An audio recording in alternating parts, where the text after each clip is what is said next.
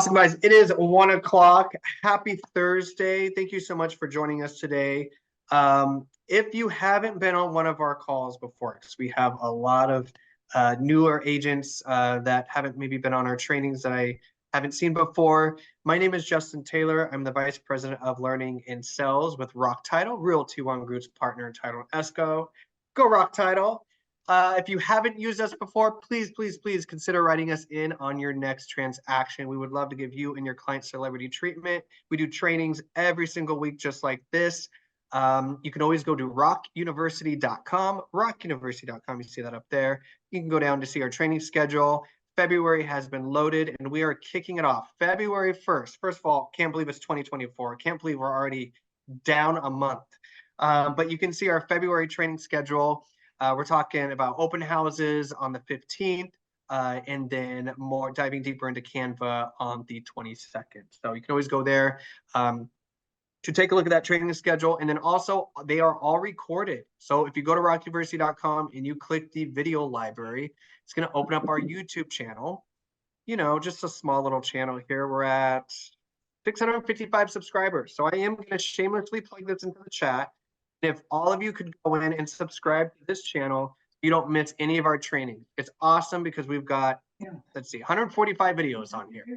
And you can always search them. So just click this little search button, Facebook, Instagram, things like today, buyer broker agreements, practices, strategies. You can go in there and search for those. So please go and take a look at that. But I don't want to take up any more time because I know we are all anticipating today's class. I am super excited to have our guest speaker, Kathy Laswick, on this call with us today. We, in addition to being colleagues and working together for a long time, good friend, incredible knowledge. She's been my broker for multiple years now and just so much knowledge in her head. So I'm very excited to be able to have her on and share that with you guys. She's also been a managing broker with Realty One Group for the last 9 years. And I know it's not a super long time, but 30 years, that's insane. That's a long time. 3 decades in the industry. And she's been an educator here with AAR. So again, just super excited to kind of take in her knowledge with what's going on in the industry and just best practices for buyer broker. It's on everyone's mind. So I don't want to take up too much more time. Real quick before we jump in, any questions, we're going to have those just thrown in the chat box. But if you guys want to interject or, you know, have it add in your 2 cents to the discussion, just raise your hand on Zoom. Hopefully most of us know how to do that. Otherwise, throw the questions in the chat box and we will make sure to get to as many of those as we can. So again, Kathy, thank you so much for being on. Let's take it away. Thank you all. Just for clarification purposes, I did start in real estate when it became legal, and that would be when I was 18. So practicing for 30 years and being 18, I think that's okay. Yeah, quit laughing, Leah. So today, because we are talking to people in different states, we're not going to talk specifically about the buyer broker form, but I do want to make one thing really clear to all of you. The buyer broker form is an employment contract. So you need to be sure.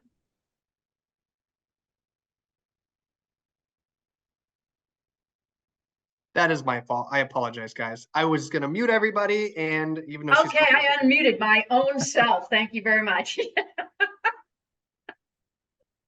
I didn't even know. I'm just going to keep going. Yeah. Don't know whether you muted me. It was like for 2 seconds. You're good. Okay. So to make the buyer broker employment agreement legal, it is like any other employment contract. You have to have signatures. You have to have dates, a beginning date and ending date. Okay. And then you should also have the amount in which you are willing to work for. Okay. That is your compensation. These things must be signed not only by you as the agent, but it needs to be signed by your broker.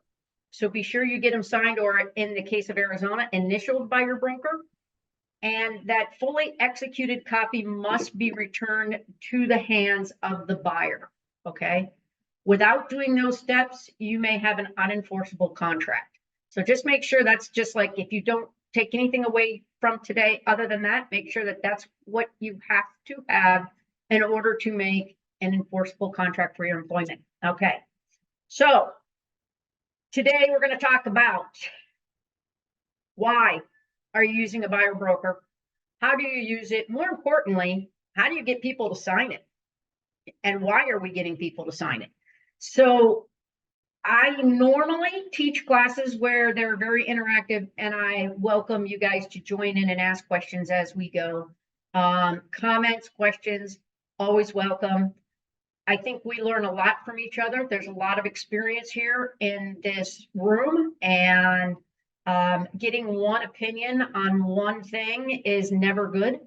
As far as the buyer broker goes, I think that you just need to know most of it is your confidence. Most of it is, hey, I'm going to go to work for you. I'm going to do a good job, and I deserve to be paid. Right? The people that are buying homes, they work for a living. None of them go to work every day for free. And the expectation that you should go to work every day for someone else for free is not what we want to convey. We want to make sure that they understand what we're doing. So the hardest thing for an agent to do is to put their value out there, right? What is your value as an agent? Why would somebody want to use you? This is not going to come easy to a lot of you, and I understand that because you may not have been using a buyer broker. Okay. I've used a buyer broker in past when I was doing a lot of real estate. I never had an issue with them. I never had an issue sitting down and explaining how I get paid, when I get paid, and why I get paid, because I had a value that I was presenting.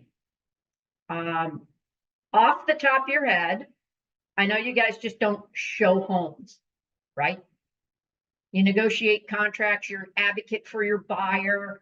You hopefully are going through comps, you're explaining contracts, you're working to get them into the home that they want. What are you not doing? You're not making decisions for them, right? You're explaining everything that they may want to know to make a reasonable decision for themselves. Understand that sometimes we like to interject ourselves, and those are usually the hard. Somebody can ask you for your opinion, but you don't want your opinion to be the only opinion. You want to bounce back to your client and make sure you're pulling out of them what they need and what their desires are. So yeah, you've got to jump in and you've got to dig a little deeper now. So as a buyer broker, we're doing nothing more than we do when we take a listing. How many of you have listing presentations? You guys all have listing presentations, right? Yeah. So when you go to make a listing presentation, you go into somebody's home and you walk around their home, and then you sit down and you start to tell them what you're going to do. You have your marketing piece. How are you going to market their home? What are you going to do to get it sold? How are you going to get them the best price? Right? As a buyer broker, you're going to start doing this same thing. I think the big issue with the buyer broker and what we've gotten away from, if you will, is that let's roll back real estate, right? When I first started, there were books, and we had horseless carriages that we drove people around to houses in, and they never knew what we were going to go look at until I told them, and then I never knew what we were going to look at until I, pulled up in front of it, because the book only had one little photo in it, right? But what did that give me? That gave me a whole lot of time with my buyers, because you didn't have Supra lockbox keys. I know this is going to come as like really blow a lot of your minds, but you don't have the lockbox keys. So you had to go to the other agent's office and pick up a key. You had to go take the key back. You had to go to each home. You had to call. You had to set appointments. I mean, it was a pain. But what it did do is that your client who sat next to you could see what you were doing. They could see the work that went into it. You could ask them questions when you had them held captive in your vehicle, right? You questioned them. Hey, You know, how many kids do you have? Do you know about this? You know, what do you like to do on the weekends? You know, what's your favorite wine? You kind of got this information up front. Nowadays, what do? We pick up the call. Somebody wants to see a listing, and it's great. You pull it up on your phone. You pull it up on your computer. I'll be there in 10 minutes. I'll meet you there in a half hour. Let me get that showing set for you. Here we go. And you're meeting people at the house. You've built no relationship whatsoever. You don't even know if the house hits their needs. We have become an instant gratification. That is how business is done now. You take that phone call and you run. Because if you don't, someone else will. Okay, so this is not lost on me. So how do you get to the buyer broker? How do you get to start discussing agency? A lot of times when you discuss agency, it just starts with a mere question. So if somebody calls you and they want to go see a house, you guys have all had leading questions, right? You've done them at open house. Can you picture yourself living here? You know, you have to just change the scripts. These scripts are now going to come from when people call, when you're first engaging with people. Somebody calls you on a house. How about you say something along the lines of, so what drew you to this home? What was the feature of this home that made you want to go see it? Oh, I know this home. It's located near a park. Is being next to a park important to you? Are you choosing a school district? This is in Paradise Valley School District. Is that the school district that you wanted to be in? If you ask them a question, what drew you to this house? And they say school district, what do you know? They have kids. Or they're planning on having kids. Those are the things that when you lay out questions for yourself, and you do have to lay out questions for yourself. This is very, very changing your mindset to start getting questions asked immediately. Don't just take the call, tell them you're going to meet them there and hang up the phone. Start digging for information immediately. Okay. Those are the same questions, hopefully, that you're asking at open house to engage with people. Similar but different, but just start drawing them out. What are some of the things you want to discuss with your client or your customer at that point? This is probably the hard transition.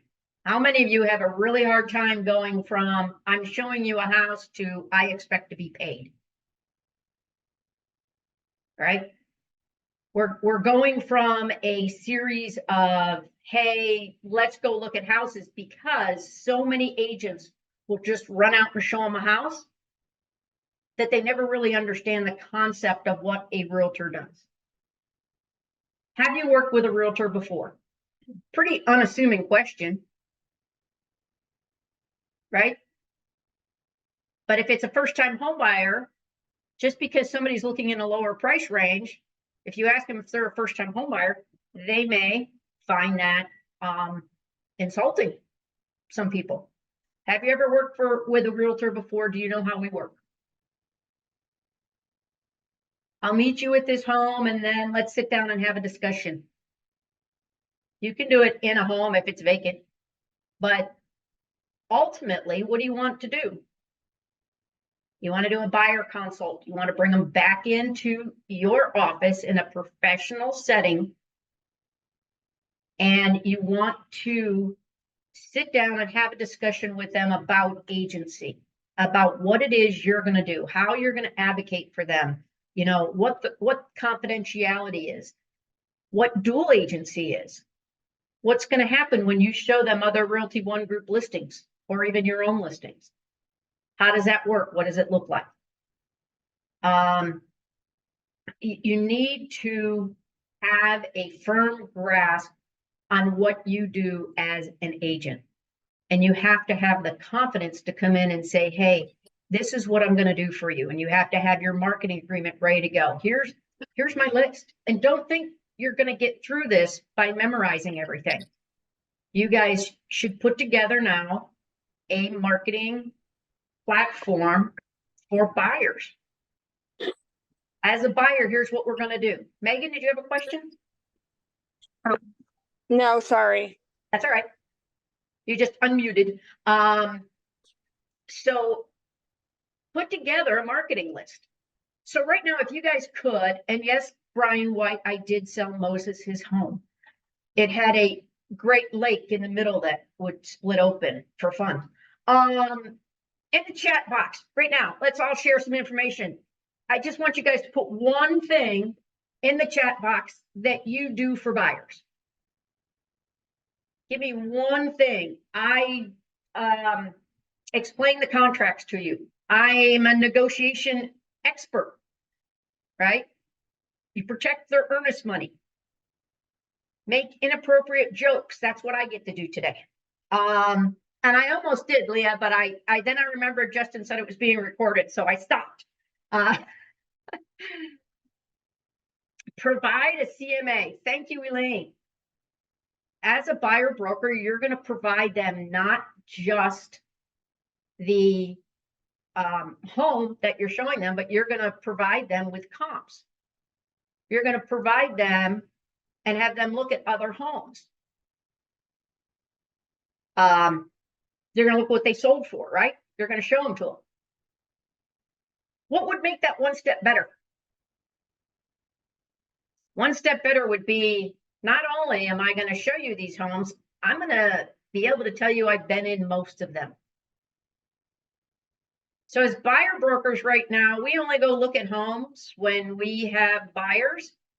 I need you guys to change that mindset as well. You need to go out, you need to be looking at homes pretty much all the time. If you're in an area and you claim to be an area expert, or you're in, the valley's big here in Arizona, our inventory is short, but the valley's big. You should know different parts of the valley. And you should explore. If I live in my neighborhood, I should know every home that is for sale in my neighborhood. I should have seen it, physically have seen that home. If I take listings in a neighborhood, I should physically see every home that goes on the market in that neighborhood. You want to step foot in it. And then you want to be able to tell a buyer, when you have a buyer, not only did this one sell for this, but here's the differences between the two. What are we seeing happening in the MLS these days? We're seeing buyers wanting and agents taking down the listing photos. Now, can you dig them up? Sometimes, yes, you can if you dig through enough websites.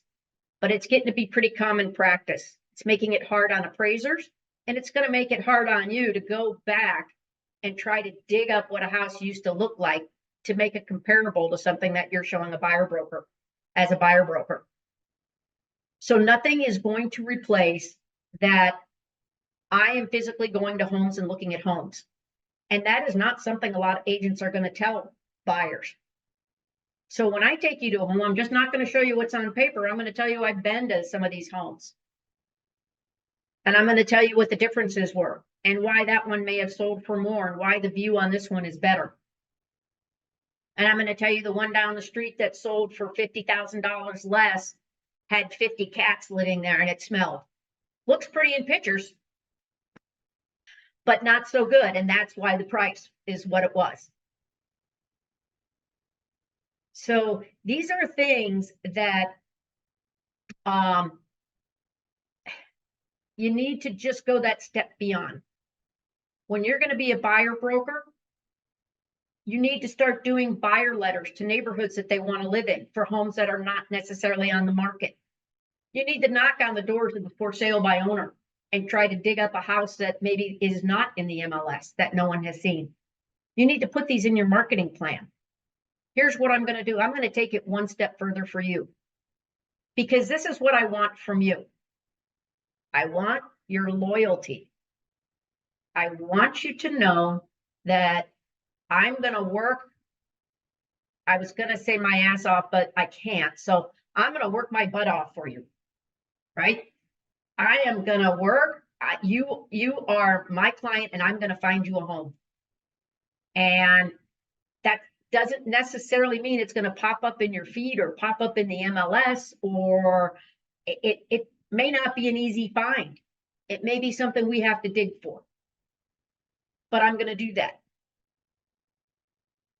Then again, it might be an easy find, but then I'm going to do the other things.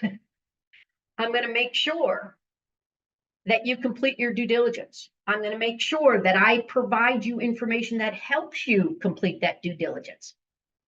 However, I'm not going to do the due diligence for you. All right, don't go that far. But if somebody has told you repeatedly that their 11-year-old son plays basketball in the driveway every evening when he gets home from school, you better make sure when the HOA documents are being delivered that you point out to them, hey, you want to be sure to check out the rules and regs, the CC&Rs, and make sure that you can put up a basketball hoop. If you know somebody's buying a 5-bedroom home and all the kids are older and they've got 4 or 5 cars, better make sure that the CC&Rs allow parking overnight in the street or in the driveway. Because some of those can be very restrictive. But this is the information that you need to get from your buyers. And a lot of this is done through a buyer consultation. These are questions that you ask. These are scripts that you have down. These are information. It's like pulling teeth. Give me the information. I want your information. Please don't take my questions as being too intrusive. I'm just trying to be the best agent I can for you. I need to advocate for you. I'm your advocate. I want to make sure that we find a house that matches what you need. Buyer advisory, yep, absolutely. Follow the due diligence. You need to make sure that they are doing that and help them. Provide websites for them. If somebody has a question about square footage, or they have a question on zoning, provide them the links that will get them there. Make sure you have a vendor list. Go above and beyond. Have a vendor list where you have not just mortgage people, but you have people, handyman, or, and I do say, licensed contractors, let's just stick there, that will come out and help them with electrical problems, roofing problems. Have 1, 2, 3 on each one of your list. Talk to other agents. We have great Facebook pages that we share with one another. Jump on them and get recommendations if you don't have one and you need one. And everybody who's here, I expect you guys to get on those and actually say, hey, here's who I use. They've been great. And by the way, those are the people you go to and say, hey, I've been referring you left and right. When are you going to send me a referral? So don't forget that too. Let's see. Justin, we have any questions? I've been trying to scroll through here. Somebody had put in here about setting expectations, which is always necessary. I hate the phrase, I'm going to find you the perfect home. I think that should be eliminated from everybody's dialect, because there is not a perfect home. There is the home that they build from themselves and they won't get it right for 3 times. And then even after that, they'll be divorced. So it won't be the home anymore. But you need to make sure you're going to find them the home that best fits their needs and the price point they're looking at, right? Get away from saying, I'm going to find you the perfect home. Because if they start looking for the perfect home, you'll never sell them a home. We do a lot of sales in real estate. I know people like to say, no, I help people. But you're a salesperson. You're selling a product. You're selling homes. You need to know those homes. The other thing you sell on a consistent basis is yourself. You have to be able to stand up for yourself and with confidence say that I am going to do this list. And that's why I want you to make the list. I want you to make the list so you can see all that you do. Don't put in silly things like I open doors for you. There are some things that are expected, but I mean meaty things. A lot of the things that you put in the chat here. Setting the expectations, make sure that they're set up with a reliable lender. Explain to them why an out-of-state lender may not be the best bet, or a lender that they found them on the internet, where you can't go stand and scream in front of the underwriter or the LO. Explain to them why that might not be what works best for them. You have to have a value. You have to have a value to them. Set them up for success from the beginning. Sit down, explain the process, bring them in, walk through agency, fiduciary duty, and let them know that you're a realtor. And let them know that you follow a code of ethics. And let them know that you're not going to go on TV and tell them that I'm going to get less for any house you negotiate for.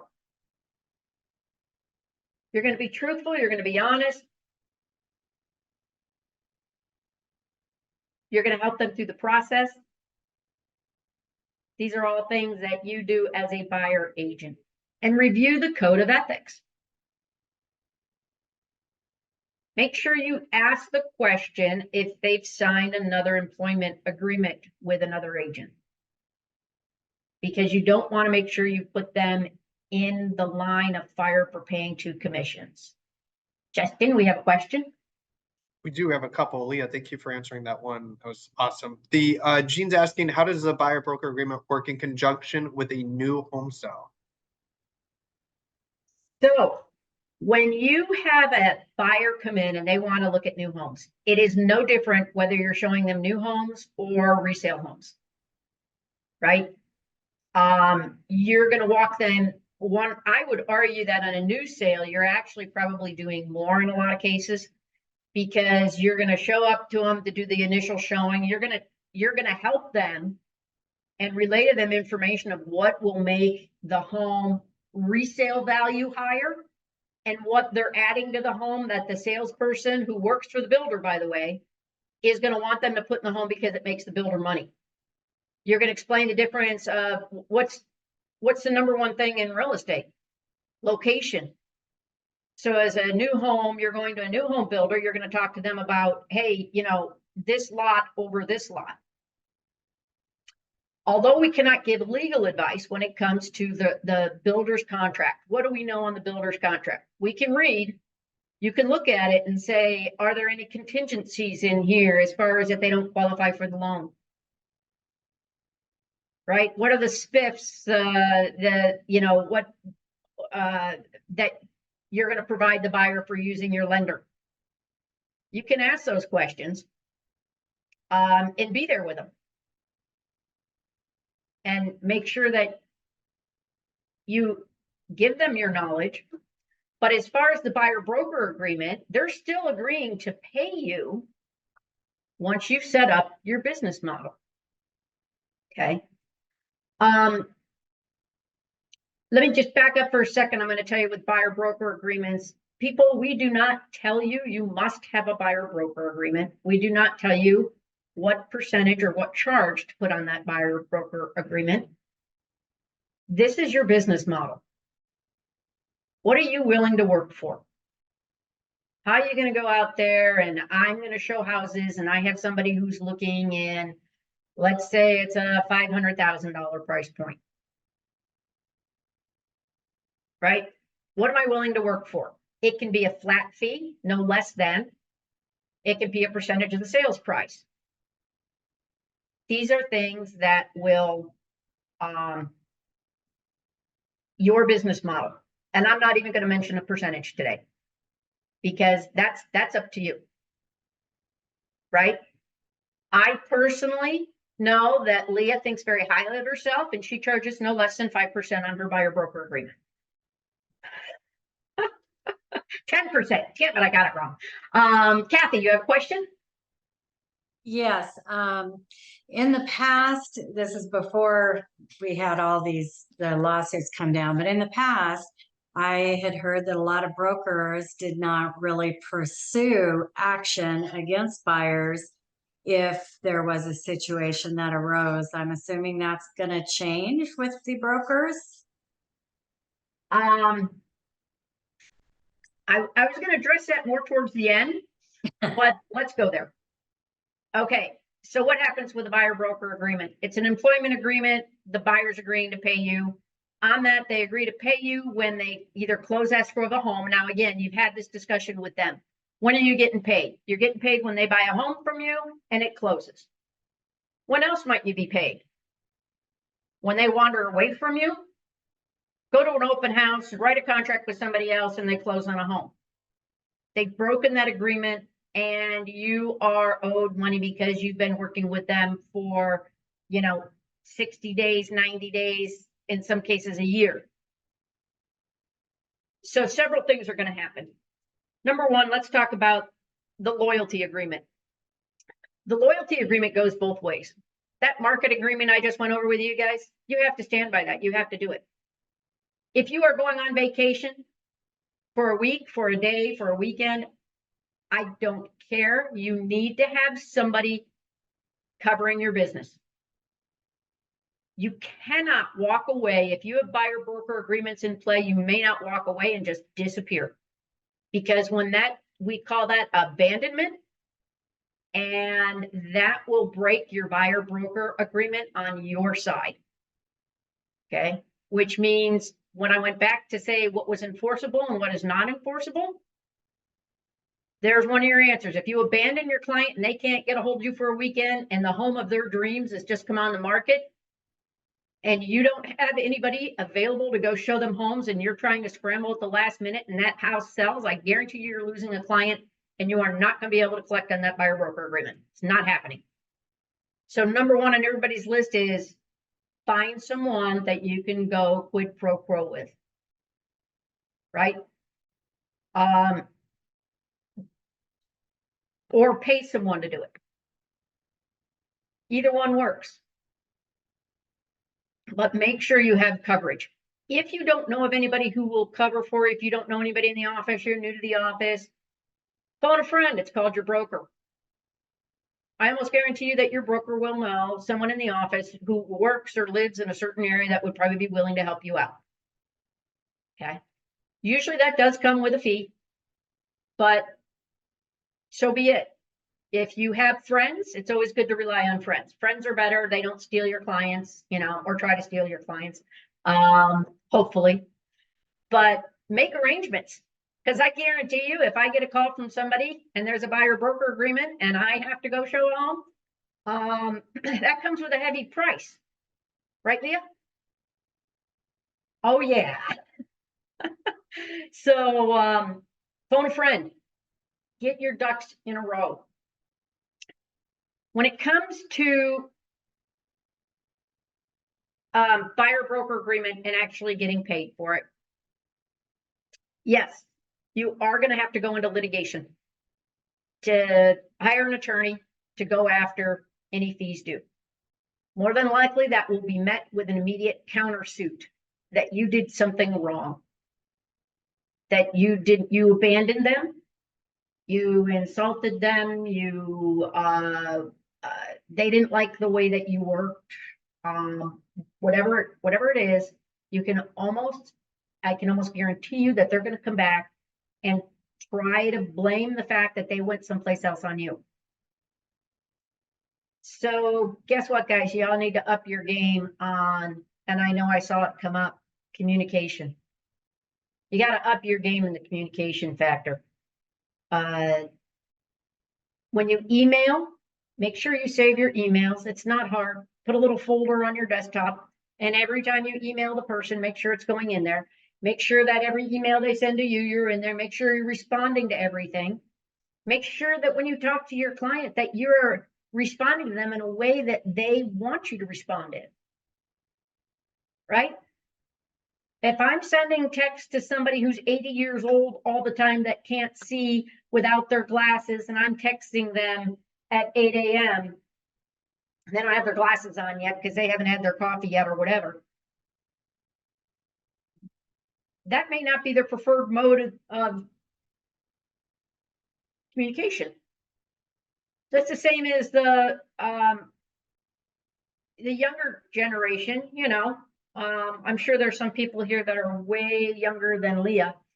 And they want text. Please text me. I know if I want to get a hold of Justin, I got to text him. You know, calling him and leaving a voicemail. Yeah. Justin. And I usually do that with sending him a video of his dog that I have for some reason that I still haven't forgiven him for. His name is Bandit and he's a handful. But if I want to get a hold of him, I usually send a video or a photo and then he'll answer me. It's, quid pro quo, right? Are the brokerages going to sue? No. Not going to happen.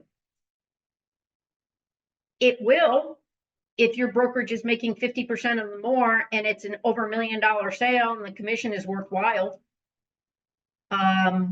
What we're going to do is we're going to sign a piece of paper, Kathy, that says anything you recover is yours.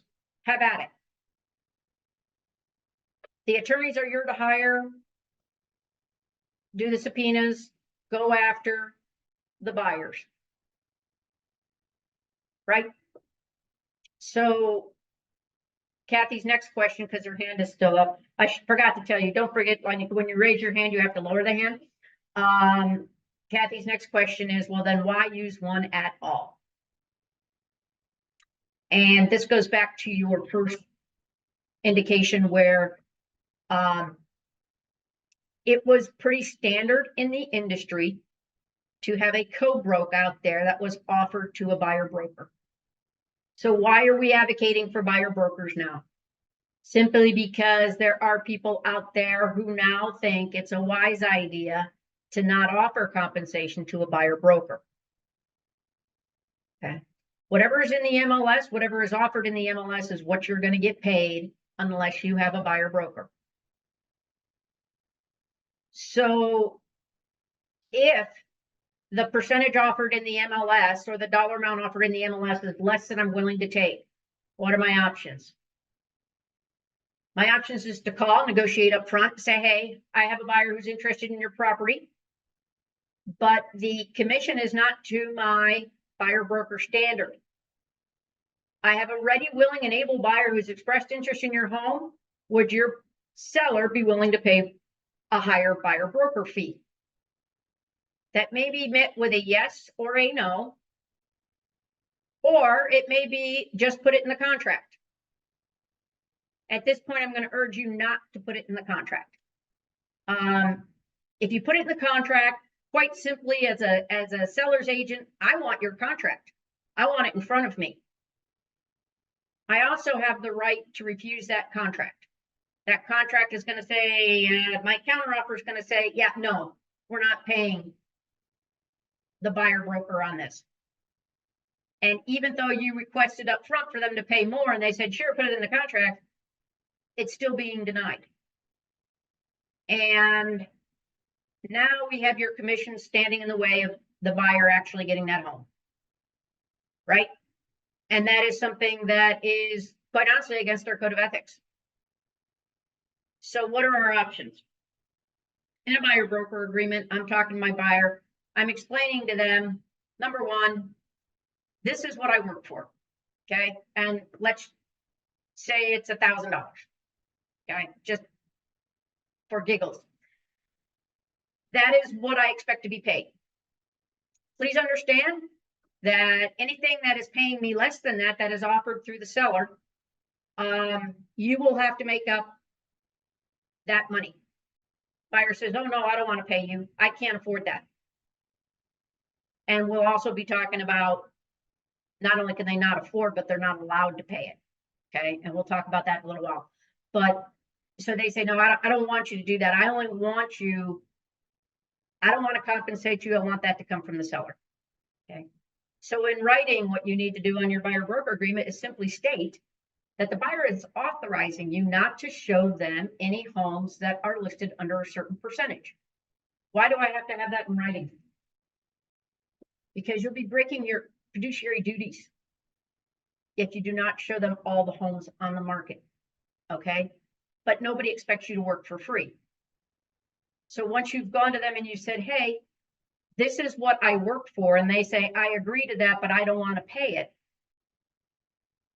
then they're authorizing you not to show them these homes, and you need to have it in writing. The other part that you want to talk about is, what if I find something and it is what you're looking for, but they're not offering compensation? Can I try to negotiate that compensation up front? Sure, you can do that. Who's going to say no? Yeah, if you find me something where the compensation is not what you want, then absolutely try and negotiate it. Ultimately, do you want me to show you the home knowing that you will owe me that money? Most people are going to say yes. Okay, you just have to put it out there for them as far as what the expectation is. Set the expectation. Somebody said it, Brianna said it, set expectations. I'm not going to show you homes where I'm not going to get paid. You don't work for free, don't expect me to work for free. Right? If you walk into a doctor's office, do they just not tell you if insurance is covering it or not? Don't you find that out before you have surgery?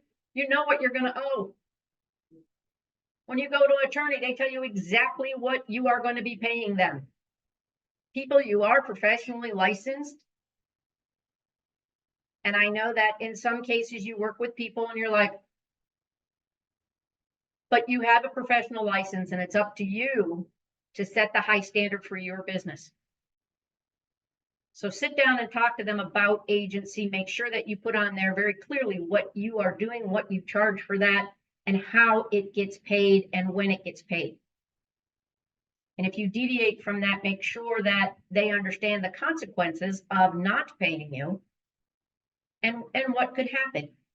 Usually you're just talking about, again, by the time you finish with people and you're showing them houses and you're advocating for them and you're sending them information, they're going to feel committed to you. I had a buyer come to me one time. They were looking for a home and they were selling a home at the same time. And they were selling their home with the agent that listed that they bought the home from. And I asked him, I said, so just out of curiosity, why aren't you using that agent to purchase your home? We don't like him. They literally said that to him. We don't like him. What made you think that you needed to use him to sell your home? Well, we felt obligated. All right. So if you're nice to people and you're working hard for them, how obligated are they going to feel to work with you? You just have to supply what they need. And mostly what they need is for you to listen to them. You have to listen to what they want. You have to come up with good suggestions. You have to be able to be better than the other agents out there. And I know a lot of you on this call, and you are. Sorry about the people out in Vegas and the fact I don't know you, but hey, I'm going to be at Summit. So, feel free to introduce yourself. Leah will be at Summit. Brian will be at Summit. Brian Juris will be at Summit. Tim will be at Summit. We'll all be there. You guys can all come by and see us. Let's see.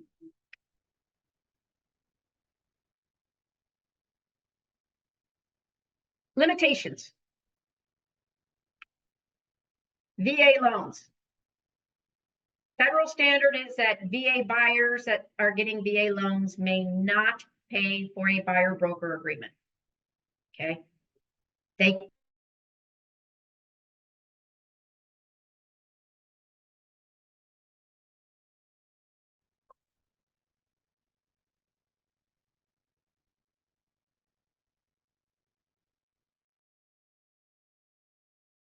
Sorry about that. Are we back, Justin? Okay, sorry about that. That's on my end. Somebody put it out, send me a text message that says, please remember to contact IT and get a new laptop. You guys, the VA won't allow. Will this change in the future? I don't know. It may. If things continue down this path in the future, the VA buyer might be able to pay for a buyer broker agreement, but as it stands right now, they may not. So this makes it doubly important that when you are working with somebody in the VA that's getting a VA loan, that you still get a buyer broker agreement. Because if I'm calling a listing where the business model is less than what I'm willing to get paid, like zero, then I'm going to talk to them about, I have a VA buyer who cannot pay my buyer broker agreement. Will your seller pay it? Okay. How do we make sure they're going to pay it? You need this in writing up front. Get a commission agreement up front that is outside the MLS. It's broker to broker. Don't say, oh, sure, we'll pay it. I had an agent one time that got a text from a listing broker that said, I would never let commissions stand in the way of putting a deal together. And my agent took that as, sure, they're going to pay me. It closed. Guess who didn't get paid? Right? Not every agent you run into out there is going to be ethical. So if you expect to be paid, have something in writing. And you send it before you send a contract. Kind of like referral agreements. Make sure they're signed up front. Same thing. If you're expecting payment, make sure you get it in writing. Seller concessions on a contract. Is this a way to get your buyer broker paid? Absolutely. The buyer broker gets turned into title. Title makes sure that you get paid as a buyer expense.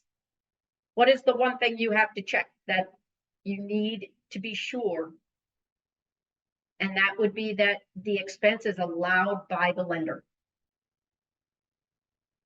Okay, so if I'm writing in 3%, 3.5%, which is, by the way, the max that FHA allows, if I'm writing in 3.5% as far as seller concessions, make sure that you put that the seller concessions to equal 3.5% as allowable by the lender. Any and all expenses allowable by the lender, which would require you to actually call the lender and make sure that they'll allow the buyer broker agreement. Okay. If not, you're back to the same, explaining to your client that it will be put down as a buyer expense. So if they're getting 3.5% to pay for all the rest of their closing cost, it's still conceivable that they have 3% to pay a buyer broker, or 2%, or the $1,000 or whatever that you're seeking as a buyer broker, right? So if you get them concessions from the seller, that frees up cash for the buyer broker if the lender doesn't allow it. If the lender allows it, then that's how you're getting the money. Seller concessions are not unusual in this market anymore. If the market changes, we're going to have a more difficult time with it. What is the one thing about real estate that always happens? It changes. This is just another change. We can't control what's going on in the marketplace. And I know you guys are all control freaks, right? You're realtors, you're control freaks. You run your own business. We all like to have control of everything that we do. We can't control what's going on with these lawsuits. We can't control what's going to happen with them. We can't control the fallout. We can control our business. And what I want you guys to do is to quit focusing on things you cannot control and focus on your business. You have a lot of support within Realty One Group with your brokers, with the summit coming up, with best.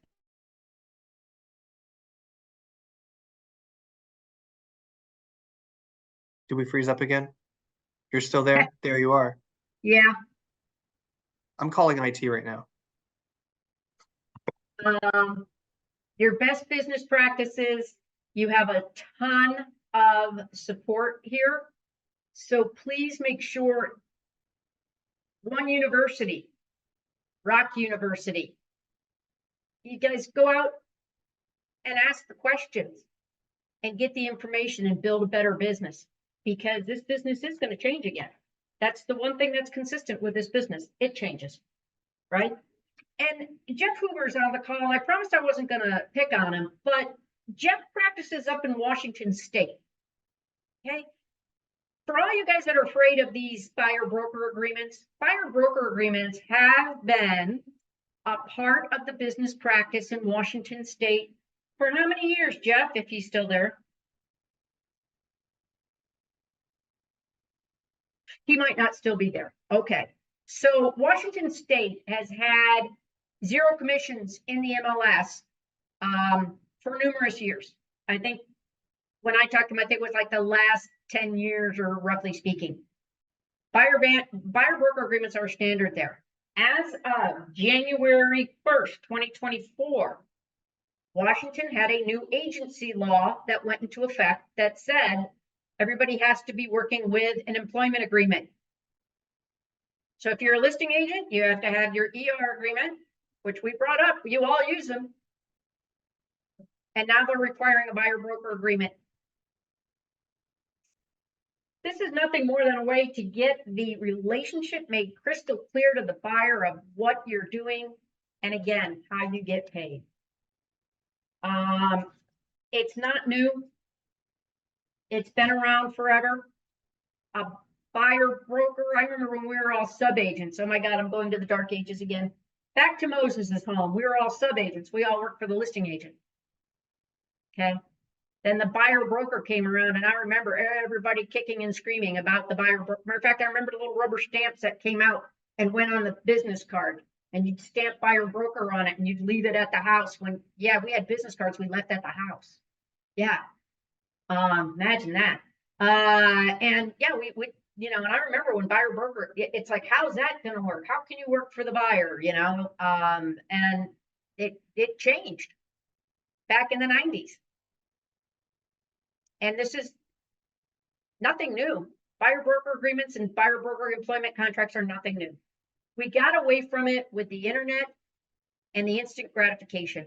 Now you have to go back to concentrating on doing a buyer interview, a sit down, right?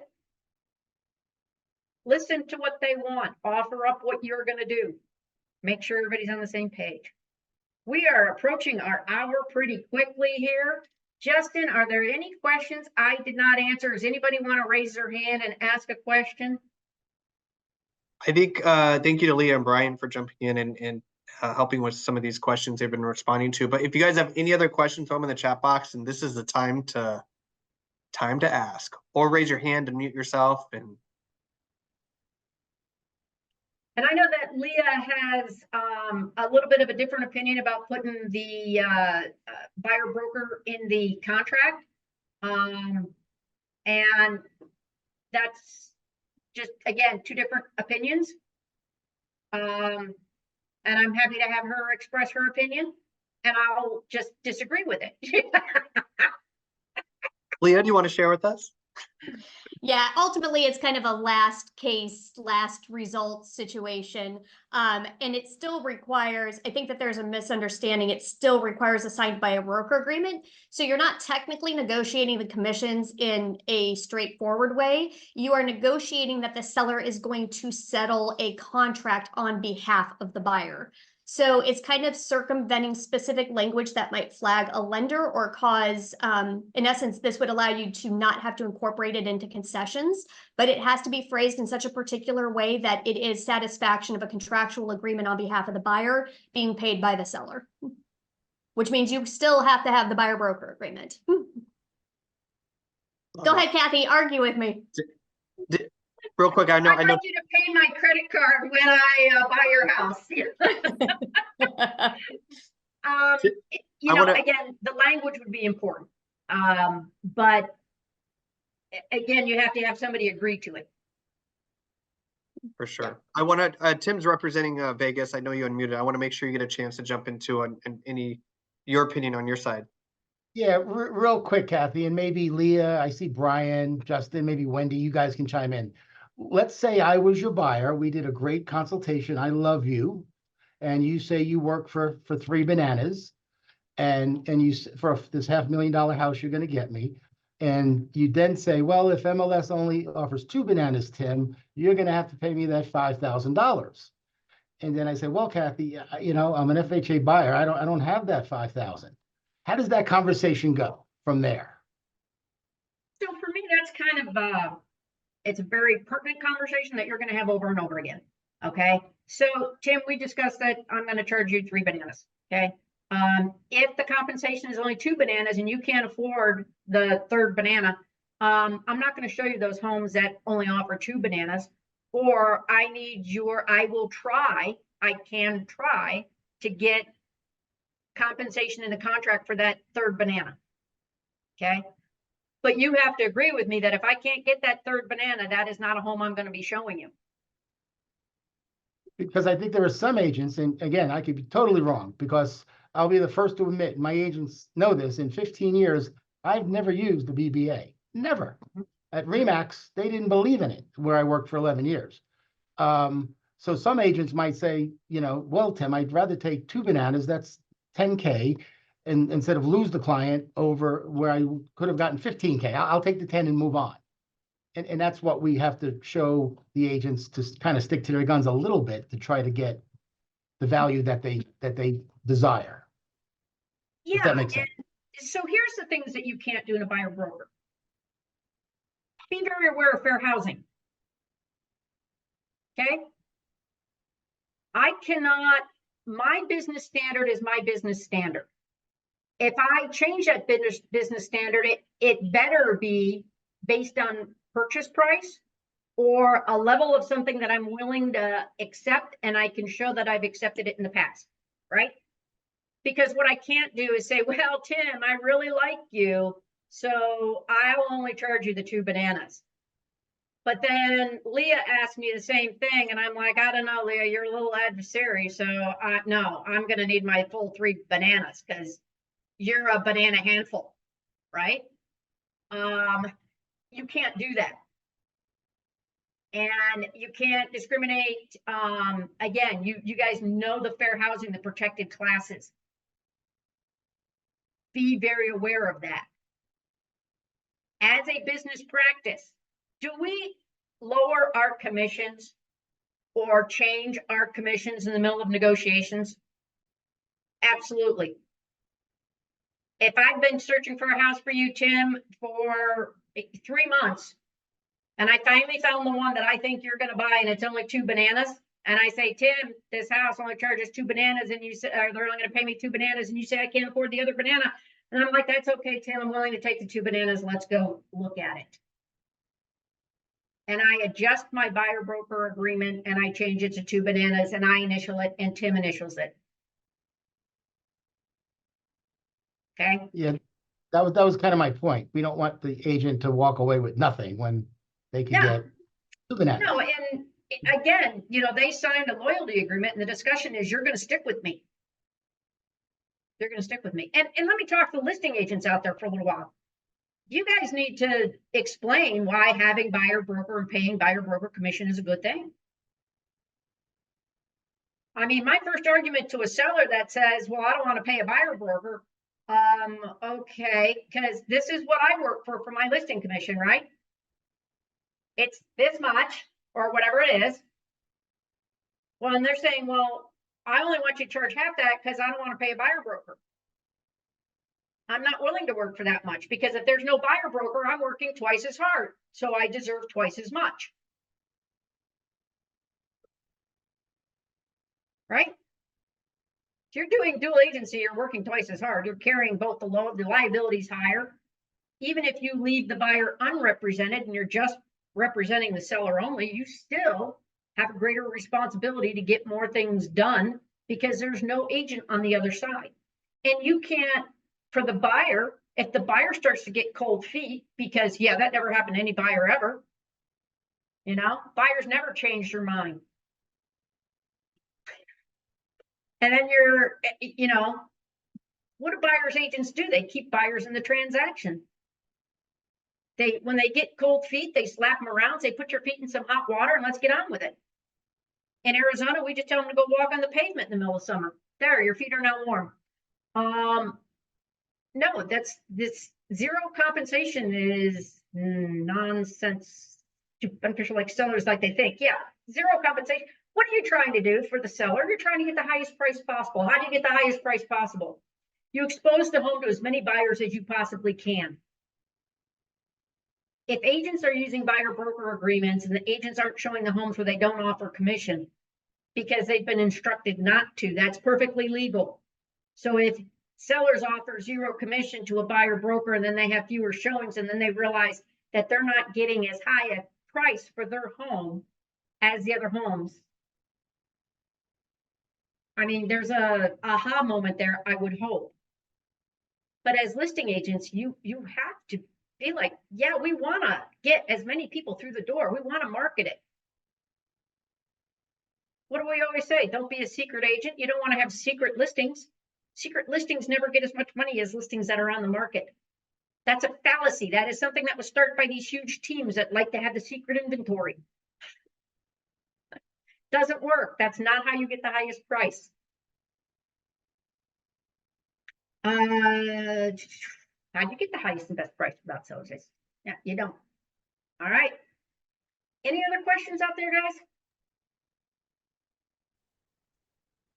For those of you that were on camera today, I really appreciate looking at some faces. That always makes it nice. Maria, it's always so wonderful to see you. I am always so envious of your hair still and always. And Brian White, you go back to your crowd there, buddy. Kathy, real quick, Coco had a question. If a seller asks what percentage or flat amount most agents have on a buyer broker, what should response be? Okay, so there is no most, there is no business, there is no standard, there is no set standard. What do we want to offer? We want to offer what we think that will bring us the most showings. I find that to be this many dollars, this percentage. This is what I'm collecting, because technically, who's paying the buyer broker? Me, the listing agent, right? So if I'm collecting 5 bananas and I'm telling them I'm only willing to pay 2, or I'm going to split 2.5 and I keep 2.5 and I give 2.5 away, what am I working for? Kathy, by a half inch. Much taller than that. It's at least 2 inches. The business standard that you set in your listing agreement is your money. When you talk to to a seller, you're telling the seller, this is what I'm offering for the buyer broker. And if they say, I don't want you to offer the buyer broker anything, I want you to reduce your commission, then we're back to, no, this is what I work for. If another agent is involved in the transaction and handling the other end, that makes the transaction easier. I'm willing to split my commission.